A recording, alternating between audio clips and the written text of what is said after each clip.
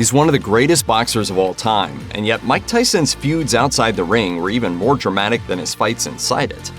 Mike Tyson's relationship with Robin Givens marks one of the lowest points in the boxer's legacy.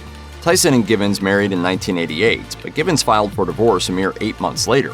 She cited physical abuse as the cause for their split. He's got a side to him that's scary.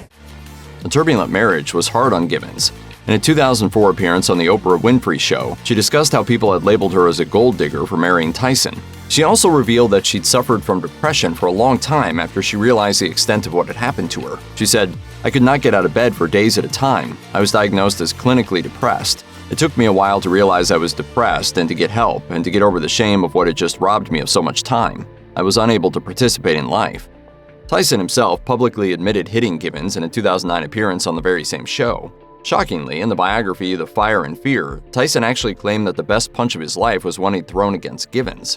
Even over 3 decades later, Givens hasn't forgotten her experiences with Tyson, which she says didn't end with the divorce. In 2020, she told People magazine, "I remember my ex-husband calling up and saying, 'I've decided I'm not going to kill you.'" Givens added that Tyson had threatened to make her life unbearable to the point that she would die by suicide. There's a long-standing rumor that Mike Tyson once nearly beat up Michael Jordan. In any other case, a 5'10" dude threatening to knock out the 6'6" NBA superstar might be taken with a pinch of salt. But since Tyson once flattened the similarly sized Eddie Richardson in just 1 minute and 17 seconds, this story doesn't sound all that far-fetched. Did it actually happen, though? As the story goes, the altercation occurred during a dinner meeting in 1988, where an inebriated Tyson started claiming Jordan was having an affair with Robin Givens, who was divorcing the boxer at the time. However, while the dinner did take place and was certainly somewhat rocky, multiple versions of the tale have since emerged, none of which come from Tyson or Jordan themselves. According to Rory Holloway, a former member of Tyson's management, Tyson did face off with Jordan and managed to freak out the legendary basketball star. Other people have disputed Holloway's story, though.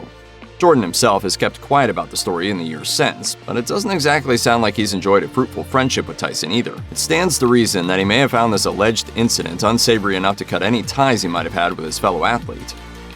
Former UFC fighter Chael Sonnen has a long-standing grudge against Mike Tyson, or rather multiple minor grudges that he seems to revive whenever he feels like it. In 2020, he chastised the boxer on his YouTube channel for smoking marijuana prior to an important match. In 2022, he accused Tyson and Lennox Lewis of effectively robbing him of $50 for faking a rivalry ahead of a fight that Sonnen had paid to see. He also stated in no uncertain terms that he and Tyson aren't exactly the best of friends, confirming that the boxer is at the very least aware of the animosity. But in all fairness, he'd rather not see me and I'd rather not see him. In 2024, Sonnen reignited his Tyson fury when he took offense to the boxer's training video during his preparation for a fight against Jake Paul. Evidently suspecting that Tyson's impressive lunges and punches were just for show, Sonnen wrote on X, "In the future, if you're ever going to spend 5 seconds hitting mitts as a way of making the audience believe you're doing a training session, make sure you splash water on your face and t-shirt first." It remains to be seen whether Sonnen intends to take it easier on Tyson at some point down the line, but based on the evidence, that doesn't seem likely. Mike Tyson is a former heavyweight boxing champion.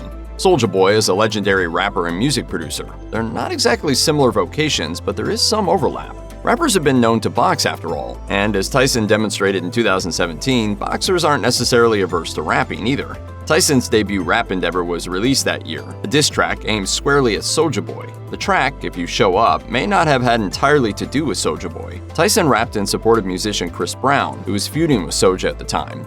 The pair was gearing up for a physical fight that ultimately never happened, but both had already managed to recruit some serious talent in their respective corners. Where Brown had Tyson, Soulja had Floyd Mayweather Jr. behind him. As for Soulja Boy himself, he didn't answer Tyson back with a diss track of his own. After all, despite Tyson's personal enthusiasm, the heavyweight was largely an ancillary figure in this particular feud. However, the rapper's response on X, formerly Twitter, made clear that he had no patience or respect for the boxer. Soulja Boy tweeted, "What the f*** is Mike Tyson gonna teach Chris Brown? How to bite my ear off? Shout out, big bro Floyd." Don King once sued ESPN for defamation when the network dug up some unsavory details from his past, so the famous boxing promoter is clearly keen to defend his honor when the situation calls for it. However, this doesn't seem to apply to his rocky relationship with former protege Mike Tyson. That story has largely been told by Tyson's words and actions, as well as court records. Much of the animosity between Tyson and King comes from Tyson's 1998 lawsuit, which alleged that the promoter had been mismanaging the boxer and defrauding millions of dollars from Tyson through various means. Such issues are more than enough to explain Tyson's appraisal of King's character. The fact that the boxer was suing him for an impressive $100 million likely didn't exactly endear Tyson to King either. The lawsuit was ultimately settled in 2004, but the men's relationship seems to have soured for good.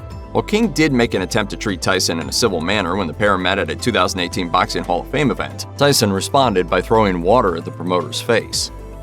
Mike Tyson's former trainer Teddy Atlas has made it clear that he's not his old trainee's biggest fan. He has even called Tyson's greatness as a boxer in question. Speaking in a 2023 appearance on the Lex Friedman podcast, he simply said, "I don't know if he was ever great." Atlas went on to explain that while Tyson's power and speed were lethal, he tended to win against opponents who were athletically inferior. He pointed out that a fight is not a fight until there's something to overcome, adding that by this metric, Tyson had only ever been in 5 fights. The 5 fights where there was something to overcome, and he didn't overcome it. It's a bold take, but Atlas has never been afraid in his dealings with Tyson. As Tyson's first trainer, Atlas was known to clash with the young, unruly boxer to the point that he once fired a gun by the then 15-year-old Tyson's ear. Atlas later said he did this after learning that Tyson had abused and made threats toward an 11-year-old girl in his family. In an interview on Vlad TV, Atlas explained, "Look, I'm not condoning what I did, but I knew what it was leading to if I didn't do something, because he was going to do what he said." Tyson has offered a slightly different version of the story, claiming that Atlas threatened him because he had refused to leave his manager, Cus D'Amato. That said, he did admit that the incident with the gun had taken place. Atlas left his trainer position at the Catskill Boxing Club soon after. Boxer Mitch Green became very angry with Mike Tyson in 1988 when Tyson didn't grant him a rematch after their 1986 fight. Unlike most athletes, Green wasn't willing to move on to the next challenge. He was a gang leader outside the squared circle and set out to settle things with Tyson the hard way. The two encountered each other when Tyson was visiting a shop in Harlem, and while it's unclear precisely what happened, their confrontation turned violent, leaving Green with severe facial bruising. Meanwhile, Tyson received a hand injury that messed with his fight schedule. The nature of these injuries seems to imply that Tyson had the upper hand in this unofficial rematch, though Green has since claimed that the champ sucker punched him. Green later sued Tyson for $25 million and was ultimately awarded a comparatively meager $45,000 for pain and suffering, suggesting that Green hadn't exactly dominated his Harlem rematch with Tyson. Still, this didn't stop Green from finally claiming victory over Tyson once the verdict came. While leaving court, he loudly proclaimed, "I'm the winner, I whooped him." 1998 was an eventful year for Mike Tyson. Apart from his $100 million lawsuit against Don King, the boxer was also wrapping up his courtroom issues with his former trainer, Kevin Rooney. Rooney had trained Tyson during his amateur years. As a result, he received 10% of Tyson's fight purses after he turned pro. This went on until 1988, when Rooney found out that he'd been abruptly fired, by reading about it in a newspaper no less. I wish he would call. I wish he would just call me and say, "Hey, Kevin, I don't want you anymore." He never did that. Rooney took Tyson to court in 1989, and the case was ultimately decided in his favor in 1998. Tyson was ordered to pay Rooney a little over $4.4 million in compensation. This was a significant reduction on the $49 million that Rooney had initially sought, however. Tyson claimed that he'd fired Rooney because the trainer was giving unauthorized comments about Tyson's divorce to the media, which Tyson viewed as treachery. Even so, he testified in court that he held no ill will toward Rooney. During a courtroom appearance in 1996, he said, "Even right now, I'm not mad at Kevin." Rooney doesn't feel quite the same way, though, and it seems his current beef with Tyson stems from the fact that his old friend doesn't want to work with him anymore. He told Boxing Insider in 2011, "Mike could have been 100-0 and made $1 billion if he stayed with me." Conor McGregor has engaged in several feuds with his MMA rivals over the years, as well as an array of altercations outside the octagon. He's picked a fight with the Pro Wrestling Federation WWE, made various insensitive comments in public, and has a history of wreaking general havoc wherever he goes. Before he fought Floyd Mayweather Jr. in 2017, for example, he slung a racist slur at the boxer. Mayweather responded with a homophobic comment of his own. It seems that McGregor also decided to spark a feud with Mike Tyson during the lead-up to the fight with Mayweather, after hearing Tyson offer blunt comments about the rules of the match in an appearance on the Pardon My Take podcast. It probably didn't help that Tyson seemed to fail to remember the MMA man's name. Tyson said, "McConnor put his dumbass in a position where he's going to get knocked out because this guy's been doing this all his life since he was a baby." Tyson was pretty much unrelenting in his judgment of McGregor's skills, adding, "McConnor can't kick and grab and stuff, so he won't stand much of a chance." McGregor responded to these remarks on X, tweeting, "That's nice, Mike, but you're looking at the new Don King here, son. Money is mine." Despite these comments, the animosity between Tyson and McGregor seems to have died over time. Tyson ultimately praised McGregor for making it to round 10 with Mayweather, and McGregor has returned the respect by naming Tyson as an inspiration for his 2024 combat sport comeback. It seems Mike Tyson can build bridges as well as burn them then. Does this mean there's hope for the boxer's other celebrity feuds?